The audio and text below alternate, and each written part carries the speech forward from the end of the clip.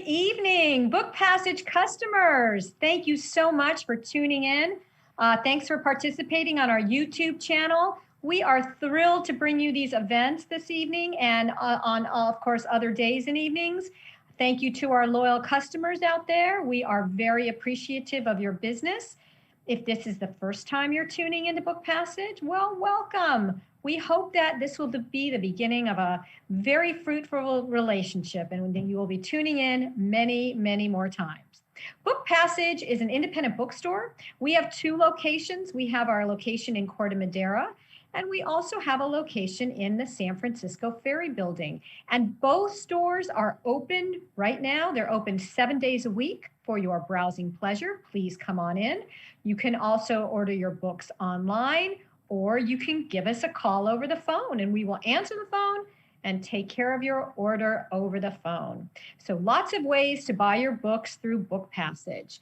And as we all know, books make the very best gifts. So if we have any business owners out there that are tuning in and you are interested in purchasing books for your clients or for your staff, please consider Book Passage. We have a very active corporate buying program, a business-to-business program, and we can offer very generous discounts on books. We ship all over the country. We can often get signed copies of books that you might not be able to get other places, and we can arrange for the author to do a Zoom call with your clients or your staff.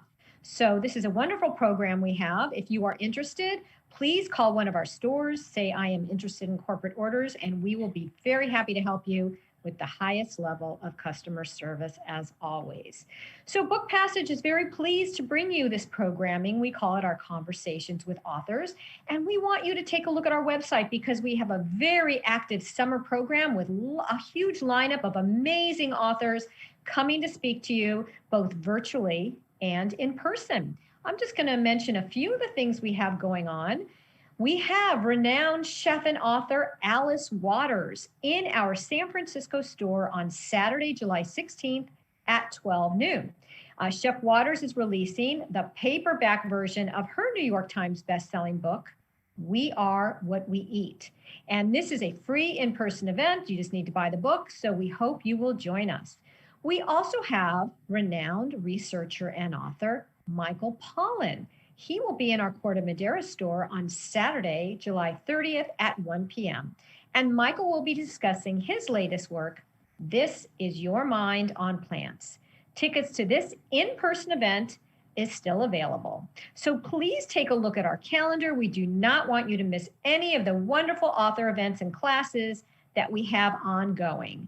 Here at Book Passage, our mission is to enrich, engage, and inspire.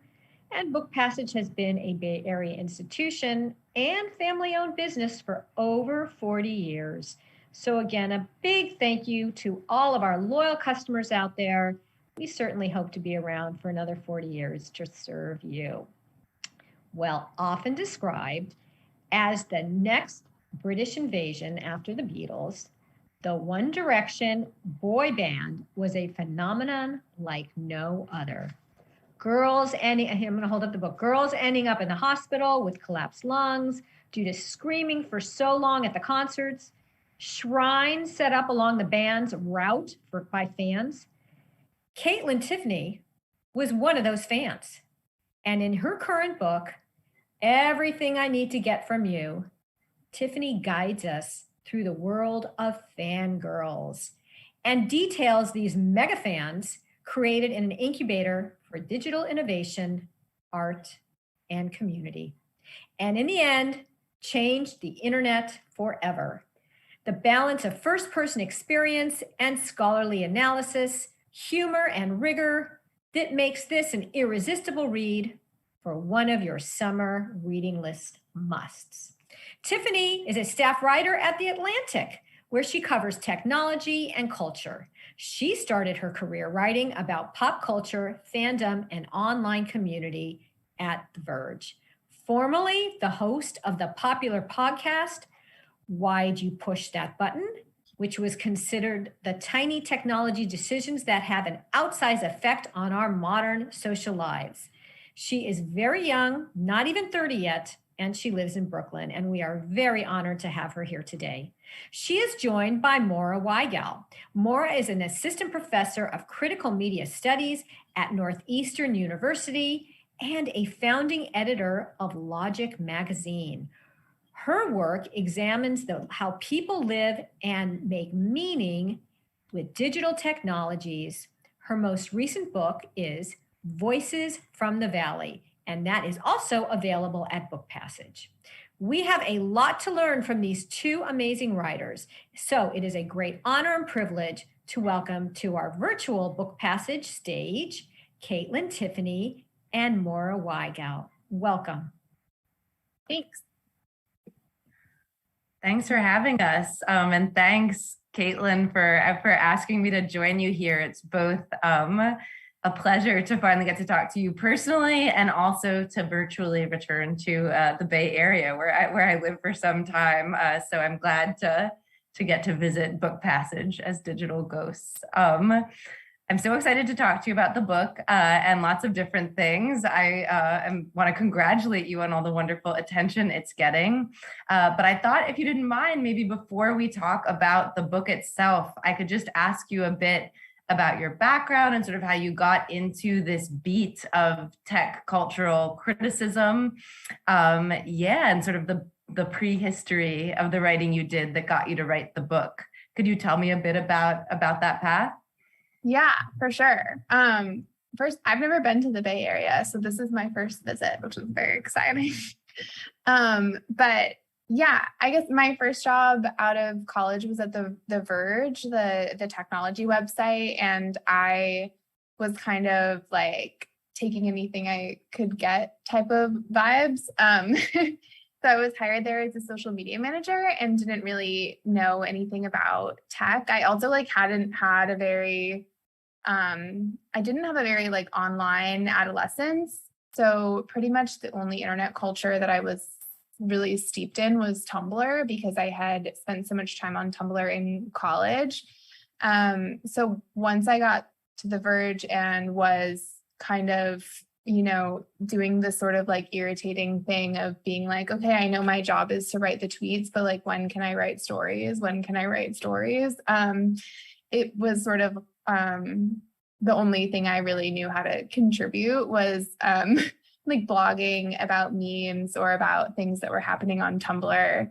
And there was a really fun section on that website at the time called TLDR, which was for super weird, really old school blogging type of stuff, where you would kind of churn out 4 or 5 posts a day and you could kind of get away with anything. I honestly would put things on the website without showing them to anybody but a copy editor. So that was where I sort of got my start with writing about. It was sort of just because it was a tech website, it was where I just could fit in. And then from there, I realized it was something that I was actually really interested in. And when I moved off of being a social media manager to being a full-time reporter there, fandom was one of my core beats. And obviously it wasn't just One Direction fandom. There was definitely some conversations with editors where it was Kaitlyn, you cannot write about One Direction all the time. You need to write about other things. So, I guess it just kind of evolved from there. Then I left The Verge to go to a feminist zine startup that folded after 3 months after I got there. And then what was it called? What was that? It was called Damn Joan. It was funded by an advertising agency that was quite girl bossy. It was a really interesting experience. It's such a strange time of my life because I was writing Instagram captions. That was my whole job. I can't believe that I have done this to myself. But after I got laid off from there, I was freelancing and wound up back at Vox covering tech again for their consumer culture vertical, which was kind of the undead version of, that's not a nice way to say it, but it was all the people who worked on Racked then worked on this new vertical, The Goods, which is great. And was there until I ended up at the Atlantic because of, also, I guess, because of fandom.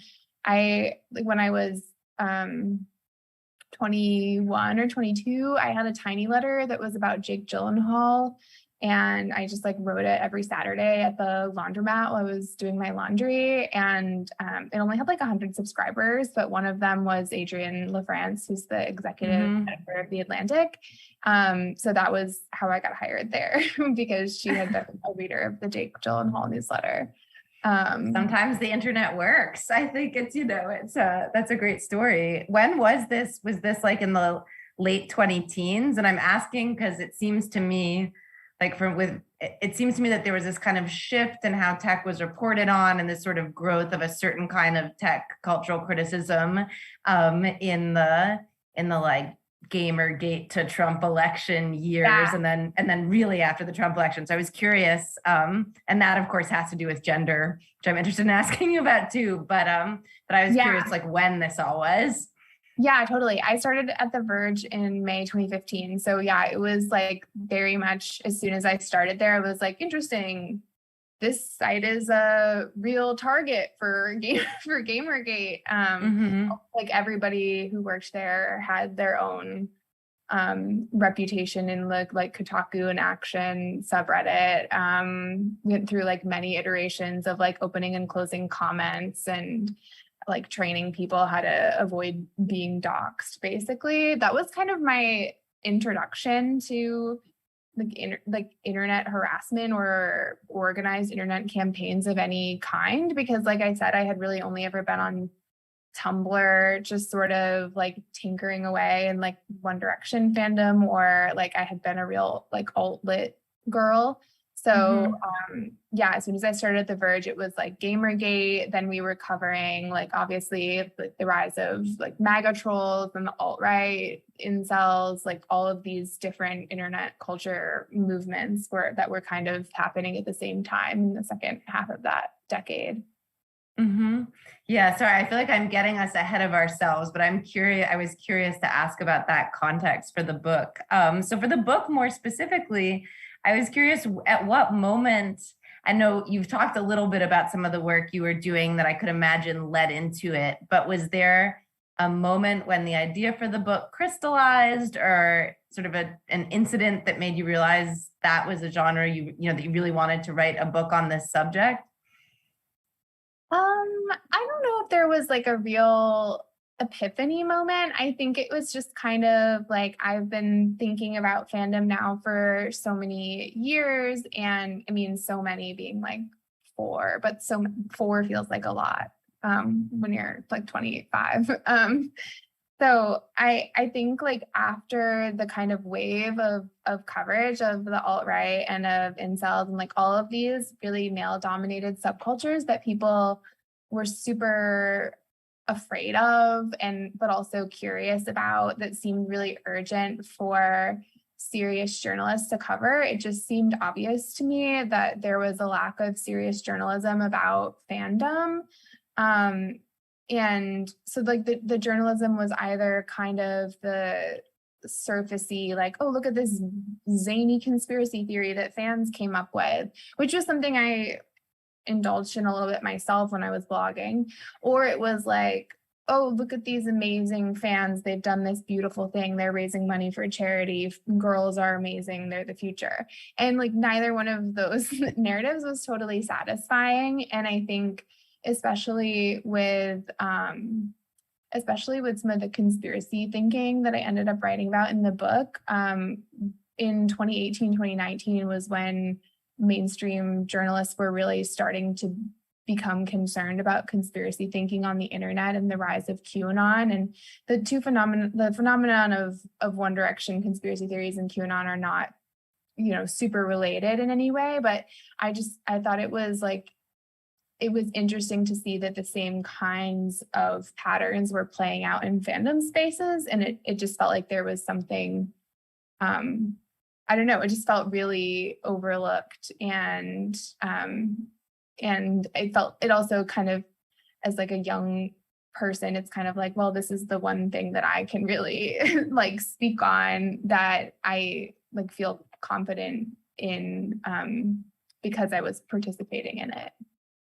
Yeah, that makes a lot of sense. And that's a really interesting angle. For some reason, I hadn't thought about the way you talk about fandom and conspiracy in connection so much with like, sort of in my world, all this academic interest or sort of like journalistic interest in these right-wing conspiracies. But that makes a lot of sense. Like thinking of those as part of a related moment and related phenomenon. And I guess we've seen that now with some of the more female or feminized sort of QAnon pipeline stuff. Like we've seen these other overlaps and connections, but that's really interesting and feels prescient. Yeah, it seems like it's like a feature of the internet, even maybe not more so, but like in addition to being a feature of a certain type of political perspective, it's also just like motivated by some of these internet spaces, or incentivized.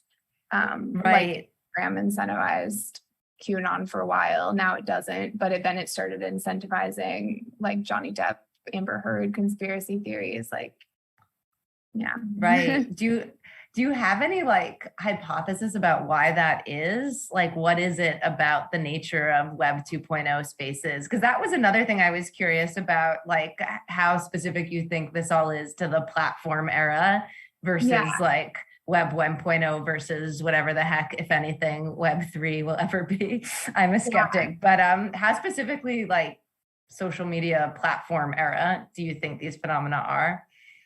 I don't know. I mean, obviously there's always been conspiracy theories, but I think like with the One Direction theories, which were the ones I looked at most closely, like they really developed on Tumblr. And something I didn't realize until I was really deep in the research for the book was that for the most part, these theories would be developed by like a handful of influencers within the fandom who would then kind of control the information flow.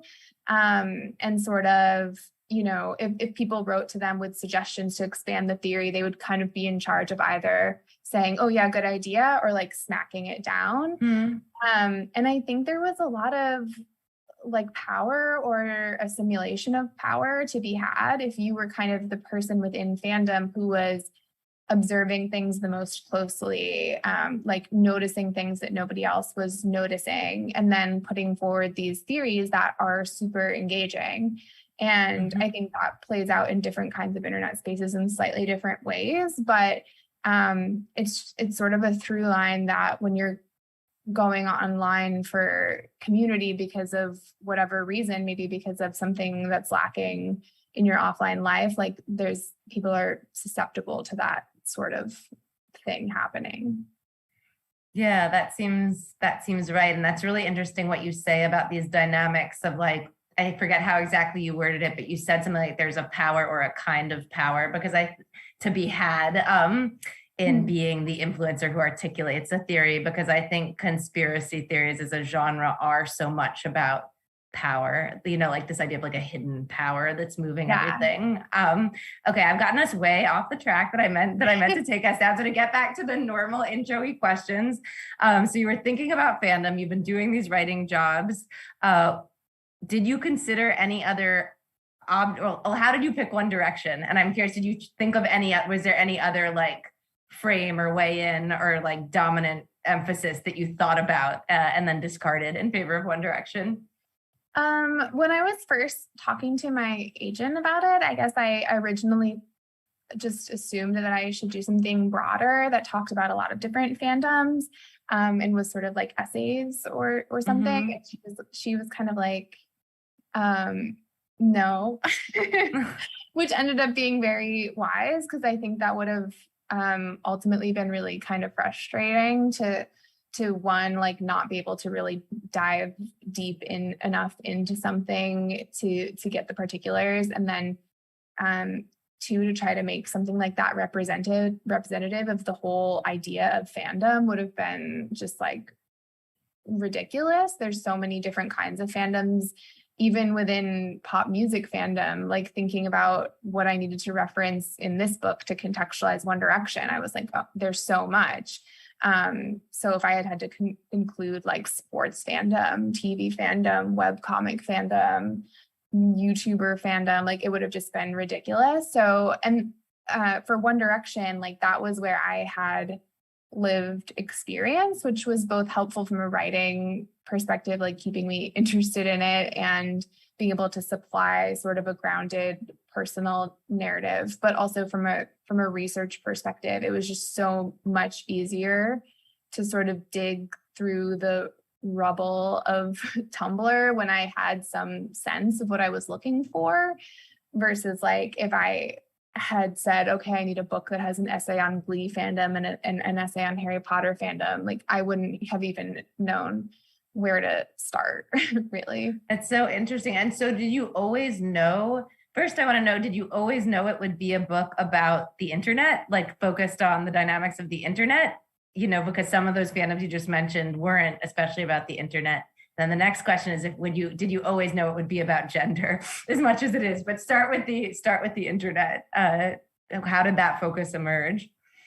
Yeah, I think so. I think just because that was the way I had already been covering fandom, as a, you know, One Direction fandom was a very online phenomenon.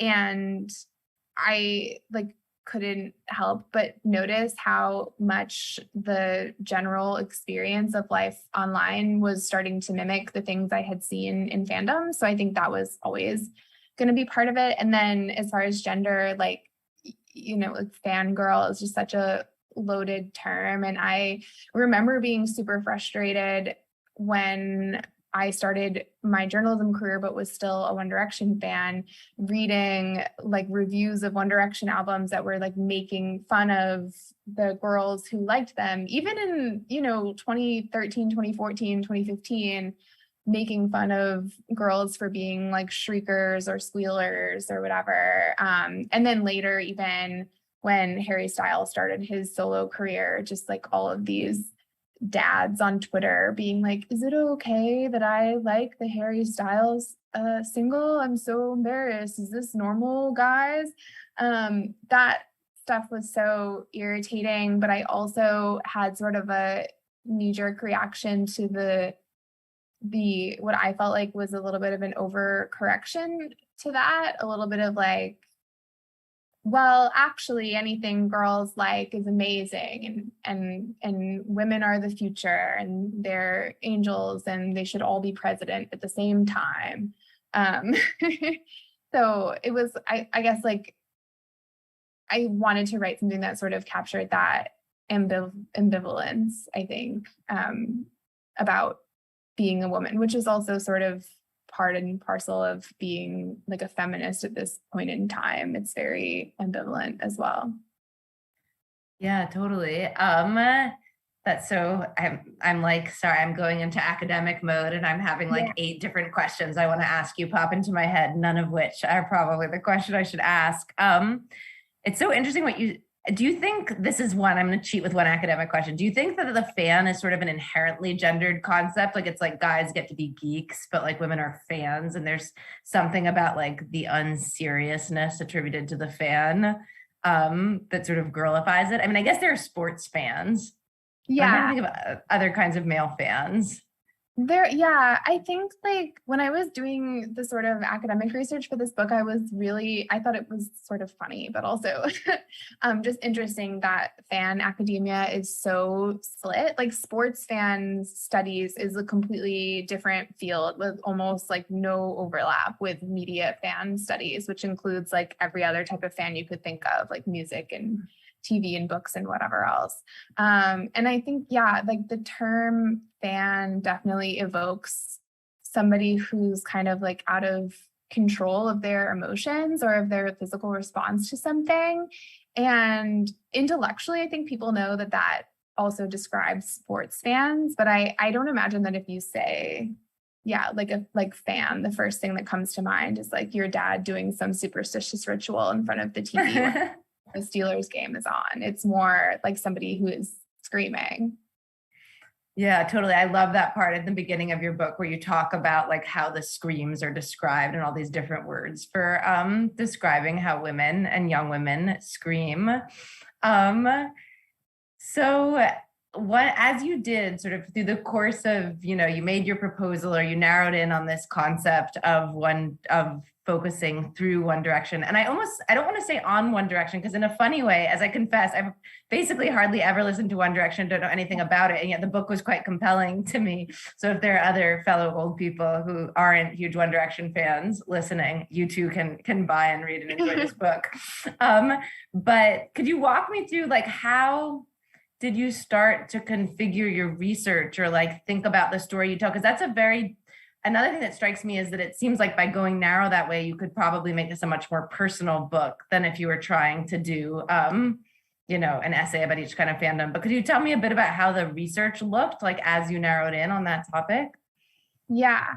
I guess like part of the reason the book isn't so focused on One Direction is because I'm just like not a music writer at all. I don't know how to write about music. I don't think critically about music really.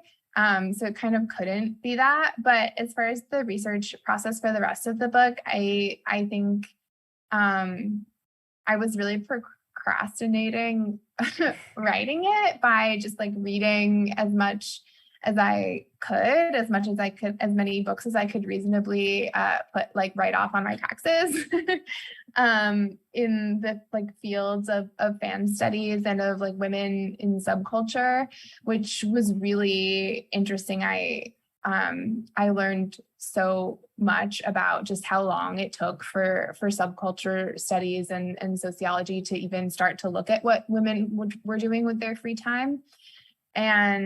And then a lot of the research was also sort of like the history of the internet before, Web 2.0 or before I was coming along to even look at it. I think the rough shape of the book stayed pretty consistent. I already knew that I would want to talk about, like meme making or fans doing kind of DIY promo strategies where they were faking American Spotify streams from international IP addresses and all of that kind of stuff. I knew that I was going to have to talk about the conspiracy theories. And then I also knew that I wanted the book to have a personal dimension. A lot of the historical stuff, I guess, is what I added later. Like when I was writing the proposal, didn't know that I was going to talk to Daniel Savici, who's like an amazing writer and sociologist who wrote a book about Bruce Springsteen fans, which also led me to include some stuff about my mom's Bruce Springsteen fandom. And then there was super interesting papers about like Kate Bush fans. I read a book about romance novel fans that was written in the 80s. That I feel like all of that stuff came just like totally serendipitously through the research process, because I was just like really not willing to give up. I was like, I just need to read one more thing. Then I'll start writing. And sometimes I was wasting a bunch of time, but other times it ended up being fun and really adding something, I think. Could you tell us a bit? Because some of my favorite parts in the book are moments of what feel almost like performance art or something. Like I don't even know how to characterize it, but like when you go looking for the puke on the highway, then later you get personal talking about your relationships and anyway, you talk a bit about your abortion later on, which I was going to ask you a bit later. But could you tell the story maybe of the puke? Because I love it. I was like laughing out loud with my itty bitty book light, trying not to wake my partner reading that part. Could you? When I was thinking of research, I was thinking not of the boring type academic stuff I do, but of this performance art dimension. Tell us about the puke. Yeah, I was hesitant to include this because one of my really good friends used to be a book editor, and she was telling me about a book she edited where she was like, I kept giving her the note, like there's too much rental car, but she won't take the rental car out. And I was like, unfortunately, my book has a rental car. But I guess, so the puke story goes back to 2014. Harry Styles was photographed throwing up on the side of the highway in Los Angeles after a hike, supposedly the day after he had been to a party. But I don't think he was drinking because it wasn't legal at the time. He was underage. Anyway, but somebody, like a girl who had seen that photo, lived very near there and decided to go put up a poster that said Harry Styles threw up here with the date and the pictures. And that was quickly, packaged on every tabloid, blog, website, as, crazed One Direction fan directs shrine to Harry Styles vomit. And then there was some iterations of that was like, the fan also scooped up the vomit and sold it on eBay. Harry Styles got asked about that in interviews, et cetera, et cetera. It became this kind of like mythology about the fandom. And like when I was sitting down to write the book, I was like, I remember this vomit shrine incident. I feel like it was huge on Tumblr. I feel like people talked about it for a really long time. And there were all of these memes. And it was so funny and exciting because it was so weird. And then when I went to look for it on Tumblr, I couldn't find very much. Like it was easy to find the image and it was easy to find the interviews where Harry Styles was asked about it, but it wasn't easy to reconstitute that moment on the internet. So I guess I just, I thought it would be funny to go to Los Angeles to see the Harry Styles album release show. And then while I was there, just kind of go look to see if I could find the site of the shrine and sort of like archive it in that way by visiting it again and posting about it and writing about it in the book. So, I mean, ultimately the journey was a little anticlimactic because it's a highway. It looked like a highway. I couldn't like identify exactly where it was that he threw up, but I just kind of drove up and down. And then I called the girl who had put up the poster, and she was super charming and funny and like forthcoming about why she had done it. And she just thought it was so funny that it had become blown up into this story about a crazed fan when she was really just like making a little joke basically for her own benefit. But yeah, that was a fun trip. I stayed in like a creepy haunted hotel and I only went places that I knew Harry Styles had previously been, which was embarrassing at times, but pretty fun. I think part of what I love about, and again, perhaps I'm just showing my age and my lack of familiarity with One Direction, but part of what I love about that part of the book and about that story is that it's almost like this emblem or mise en abîme of the whole thing, where like, of course you like One Direction, but it's also this like MacGuffin or something that gets you moving through these stories and an occasion for these moments of like self-reflection and insight. I think in that bit of the book, if I'm remembering correctly, is where you riff on this idea of like commitment to the bit being this like central part of what fandom is. And I just love the combination of like earnestness, like dead serious, also like ridiculous playfulness about it.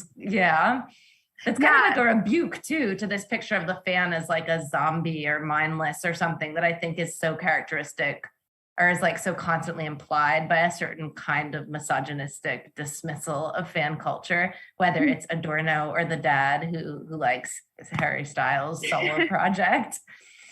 Yeah, totally. That was also like, I don't bring it up until the end of the book, but I had also just like, I'd had like a really just like bad year, and I had just kind of been dating somebody that like wasn't like a fit for me at all, but I was just like, oh, he's being so nice to me. And now I'm not like I'm acting normal. Now I'm like going to dinner with like a nice boy and acting like a person. And then it didn't actually fit. And I had just broken up with him like truly the day before, and then got on the plane to go to Los Angeles and was basically just kind of like almost like a little bit manic with like the freedom of being just like totally myself again and just being this like woman with no one around, like doing something weird.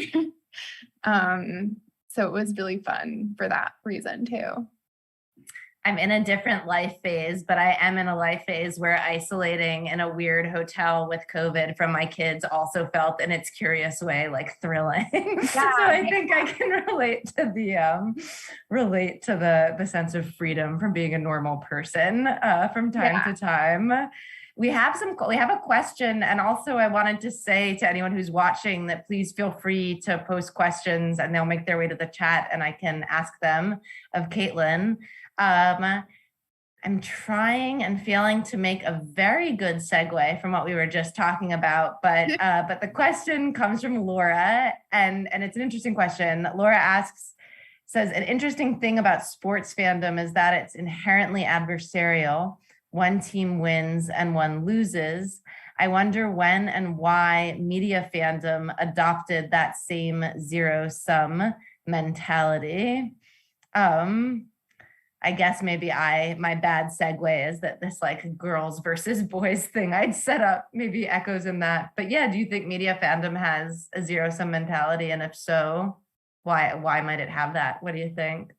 I guess in pop music fandom, like historically, that would have been something that was set up by the media, like Britney versus Christina or whatever.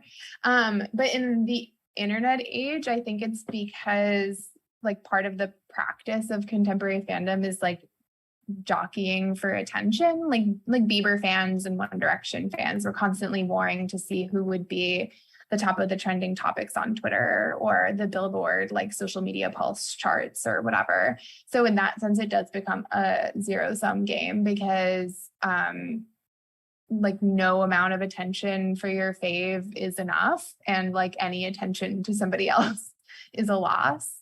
And like, I don't know, I think it because you are in these sort of like, there's sort of this tribal mentality in the same way as people might experience in sports. Like, do I really care if Justin Bieber has a trending tag? No. Did I love that he put his album out the same day as the last One Direction album? No, I did not. I thought that was really messed up. And I was really checking the charts to see who was winning. But yeah. Do you think, or sorry. No, go for it. Do you think, because I was curious as you spoke, because, part of what you're arguing in the book is that like these feminized fandoms that are often dismissed as not that serious, that they sort of get at something about the core of the internet, maybe invented aspects of online life. Do you think that what you were just describing is connected to the way like conflict is like a really good strategy on the internet, or there's a way that like, I always say this to academic friends who want to write things in public, and I'm like, just be aware that in our world, everything about your career means that like you need everyone to like you all the time, because it's like, and then I'm like, but in media, you want like 60% of people to like you and 40% of people to hate you, not at best, that's like, I mean, do you think there's something like maybe part of what connects fandom to just like how social media in general work, or how our contemporary structures of attention work, is something about like identity and conflict? Or maybe I'm just making that up. I don't know. Oh, totally. What do you think? I think like it was partly more fun to be a One Direction fan because you could be antagonistic with Justin Bieber fans, and like anti-fandom is a pretty like well-documented phenomenon as well. And even within One Direction fandom, there was so much conflict and so many sides to take, and that becomes like part of people's online identity or whatever they're projecting as their sort of like personal brand, is like all of their different allegiances to media properties. In case anyone is not as extremely online as we are, do you want to say a word about what anti-fandom is? Oh yeah. I mean, it's just like, it's sort of what it sounds like. It's just being the opposite of a fan, but it's like you're paying attention to something in the same way that you would if you were a fan of it, but you hate it.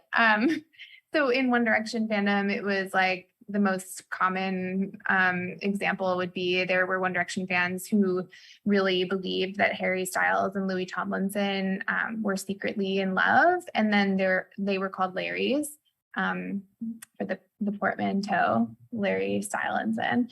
And then the antis would be people who were like equally obsessed with this theory, but in a totally antagonistic way, and just kind of like picking apart every single thing the Larrys posted all the time. So yeah, it does feel very close to like the defining structure of attention and discourse in digital media today is like, you know, whether it's about cancel culture, political correctness, cultural Marxism, or I'm going to mess up the portmanteau, Larry Stylinson. Yeah. This is like gets at something about the DNA of digital media or how they capture our attention. How do you think about genre? Like, how would you define the genre of the book? And how, if at all, did you think about genre while you were working on it and writing it? I guess like I thought of it as like reported memoir, sort of just like similar to what I tended to do when I wrote about fandom before. I don't write about myself quite as much now that I'm at The Atlantic, but when I was at The Verge, it was sort of still like the tail end of blogging culture, and I was younger, so I felt like more exciting things were happening to me, and I needed to like allude to the boys I was dating in my blog posts or whatever else.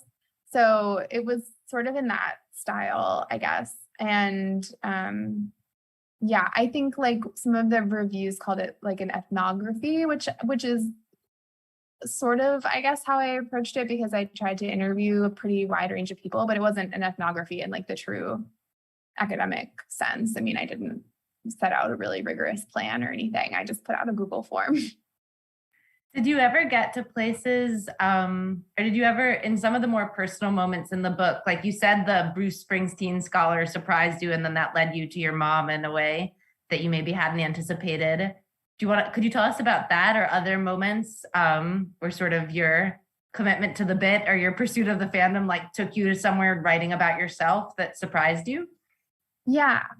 I think like with that chapter, that's also the chapter with the abortion in it, which I think I had kind of planned on including anyway, just because I just thought it was funny that I wound up at a Harry Styles concert like right after that event. And I had already, you know, when that happened, I had already written just for myself, like some writing about it and trying to think through how I felt about it. And then like that, weirdly, I think it's more about the breakup that followed the abortion than it is the abortion itself. But like that was such a transformative year for me, when I really did feel like super disconnected from my mom, in the sense that I just didn't think she could relate to anything I was experiencing. And that was the first time I had ever felt that way towards her. The first time I had really felt like super frustrated and trying to articulate just how like desperately heartbroken I was by the end of this relationship, that I, even though like I had known all along that it was not going to be something that was lasting. And so when like, I don't remember exactly when it like came together, but I feel like I had that moment kind of going across the Brooklyn Bridge, listening to the Bruce Springsteen song and thinking about my mom. And, you know, obviously I was probably like drunk. So that was part of the reason it felt so like transcendent in that moment. But then later, when I was speaking to this academic about Bruce Springsteen fandom, and he was explaining it to me in such an interesting way, I was like, oh, I should talk to my mom about this too, because she didn't even know that I had that moment of like kind of connecting with her, like through this proxy of understanding her Springsteen fandom and understanding this song, and kind of, I don't know, coming back to shared experience in a way. So that chapter, I feel like, was the one that I really, didn't plan much at all, other than just sort of the vague idea of like, well, I should talk about every significant moment in my life that has something to do with One Direction. And this was one of them. And then it became like something more interesting because of just like coming across that book and Daniel Savici was just like such an amazing person to talk to. He was so generous with his time and just like had so much insight and had done a lot of research into fan history that I feel like is like not even part of his brand. Like he's the Springsteen guy, but he's also researched like the history of the word fan going back to like the 1700s or something. He's so cool. Oh, cool. I wanted to ask about that. What is the history of the word fan going back to the 1700s? Or would we have to ask him? Do you remember? Yeah. No, he's written a really great essay about it, but I think it's kind of still debated because it's like religious fanatic, but it's also right. the fancy was like a term for sort of like the common people, like the audience at like a polo game or something. So there's like multiple different places that it could have come from, but it wasn't used like in like the New York Times didn't use the word fan like we would use it until like the 1930s or something. Interesting. I meant to ask you about writing about memes. I was curious. Sorry, now I'm jumping all over the place. And we have another great question in the chat, Elena, that I promised to turn to in a minute. But just to abuse my prerogative as official interlocutor for one more minute. I've been asking about your writing process and like these moments that were personally transformative or that took you somewhere you didn't expect. This is like a more trivial question, but I was curious if you could speak to just like how you figured out how to write about memes and make it sound not like nuts or boring to someone who didn't know it. Like, I feel like describing the texture of online life and experience is such a like writerly challenge, and you really found ways to do it. So I was wondering if you could speak to that process at all too. I feel like it was kind of like trial and error in that like I would have something that I thought was really funny and start to describe it and be like, there's no way to describe it that's going to maintain my funny. So like the ones that are in the book are the ones that just kind of ended up being like having the type of visuals that you could describe, and even if like somebody couldn't picture it perfectly, they would understand why it was worth remarking on. But there's like there was a lot of descriptions that I started and was just like, oh no, this is going nowhere. Like, I'm not gonna be able to explain why it's funny that there's like a picture of a seagull like singing the chorus of this song, like it's not translating or whatever. So yeah, I feel like the ones I ended up describing, like the Liam Payne wax sculpture, like people have a reference for that. If I say that he had like a wax sculpture that looked sort of like pained and horny, like people visualize what that might look like, even if they don't know what Liam Payne looks like precisely. More than the seagull. Yeah. Cool. So no like handy tips and tricks for aspiring meme describers, just a trial and error. Like, start and see if it seems boring. That's probably a good rule for all writing. To cut back to the non-trivial, did your mom, did you share the writing with your mom before the book came out, or she reacted to it? That's so personal. I'm sorry to ask you that. We're like on YouTube. That's okay. Sorry. I didn't, honestly, I guess I didn't really know. I feel like you read the acknowledgements of books, it's always like, thank you to X, Y, and Z person who read this book in many iterations. But I didn't show it to anybody except for my editor. So my mom read it when I got galleys, and we haven't talked that much about it yet. I mean, she sent me a text that was like, we can talk about this at greater length at some time whenever you would care to. So maybe we'll have a conversation about it. But yeah, I don't know. It was weird to interview her for sure. I think we were both kind of self-conscious at first. And obviously your relationship with your mother is something that's difficult to put on paper. But I think she was like happy with how it came out, and I feel good about how it came out. I think it's like an honest reflection. So yeah. Yeah, a little different than the alluding to boyfriends in the blogs of one's mid-20s, I guess. Yeah. No, definitely. Yeah. I know we don't have that much time left, and as I said, we have this other question. I want to again cheat and like connect this question from Elena to something I wanted to ask. Elena Cavender asks, do you think there's a current fandom that has the potential to be as culturally impactful as Directioners? And actually, you know what? I'll tail my question on later. Do you want to answer, Elena?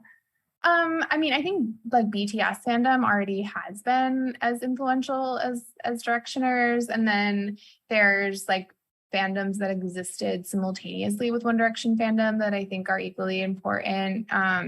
Like Taylor Swift fandom has the same sort of like sprawling lore and a little bit of the conspiracy thinking as well, and also sort of the dedication, even more so than One Direction fans did, to like shouting down critics or like borrowing some of Gamergate's harassment tactics and to shout down critics. I think sort of not in the pop music space, but something I find really interesting is the proliferation of fandoms around girls on TikTok. Not just the super famous ones, but anybody on TikTok who through chance gets like a few viral videos and then has more than 100,000 followers or something. You can then go on Instagram and there's like all these different fan accounts for them, usually seeming to be made by like 13-year-olds. And I think that's sort of a interesting iteration on, you know, when I was a preteen, I idolized like Hilary Duff and Avril Lavigne, like the girls who were in like Teen Cosmo or whatever, Teen Vogue and Cosmo Girl. Sorry, I'm always confusing those titles. But now there's just like so many more choices of girl to idolize on TikTok. And I think that's like cool in a way, but also sort of, I don't know, could be kind of scary. Sort of the way I feel about all fandom, I guess. I think it's really interesting that like this sort of private girl culture that has happened just like in bedrooms and in scrapbooks and in Tumblr blogs for so long is now becoming like so visible and such a model for the rest of culture. But, you know, that's also obviously a lot of pressure to put on teenage girls. Is that, maybe that's a nice way again for me to cheat and segue to the question I wanted to ask, because you use this phrase, a model for the rest of culture. And even again, for like relative olds, geriatric millennials like myself, I feel like, you know, there are these examples of like K-pop stans jamming. I forget, what did they do in summer 2020? It was like jamming police zip lines. Yeah, or like booking out the Trump Stadium in Tulsa or something. Like, I feel like there are these narratives that have emerged in the media about sort of politically emancipatory fandoms in recent years. I'm curious, do those narratives give you the same like feeling that the Beyonce, Hillary era girl boss version I think you were describing earlier did? And B, like in our final minutes, do you see lessons from these fandoms that like feel applicable or useful or like any kind of path forward in this like incredibly bleak week and present moment that we're in? I thought the fan activity during the Black Lives Matter protests in 2020 were like, those activities were really inspiring and fascinating and like totally deserving of all of the attention that they got. I think it's just like a matter of not assuming that just because that time it was in support of a progressive cause, that will always be the case. Like these fandoms have millions of participants, and we've seen other fandoms like the Star Wars fandom like become totally beholden to like reactionary factions within the fandom. So it's just like not necessarily something to take for granted. And I think there is like some reason to be wary of, you know, these tactics of like spamming or media manipulation becoming part of what it means to be a fan. Like it's just like you just have to pay attention to how that plays out, I guess. Like it's not going to play out the same way every time, but in our current moment, I mean, I guess you have to use all the tools in your toolbox, and if fans can come up with an interesting way to sabotage like digital infrastructure of surveillance of women who are getting abortions, like, I mean, more power to them. I think that's cool. All right, so I'm like, you have your brief, fans of Kaitlyn Tiffany. This is the small ask at the end of the conversation. I don't know if there are any like late breaking questions, or I see, Cheryl, that you're back. If we should segue over to you. Kaitlyn, is there anything I should have asked you that I didn't ask, or anything you've been burning to say that we didn't touch on? No, I thought this was really fun. Yeah. I'm so glad you got to speak. Well, yeah, me too. Buy the book. This is a fabulous book. You need to add it to your summer reading list. We all love hearing about fandom. I mean, it's just fascinating. And this will not disappoint. And look, it's paperback. It's not going to break the bank. So everyone can go out and get this book. You can get it from Book Passage. We also have Moira Weigel's book, and that's also available at Book Passage. So thank you so much to everyone who has participated. Thank you to our fabulous authors, people out there who are listening. Subscribe to our YouTube channel. Book Passage, again, is so proud to bring you all these wonderful author events. Most of them are free. We are able to do that because you buy your books from Book Passage. So again, thank you so much for tuning in. Get the book, buy all your books from Book Passage. Have a great evening, a great summer. We will see you soon again. Thanks so much.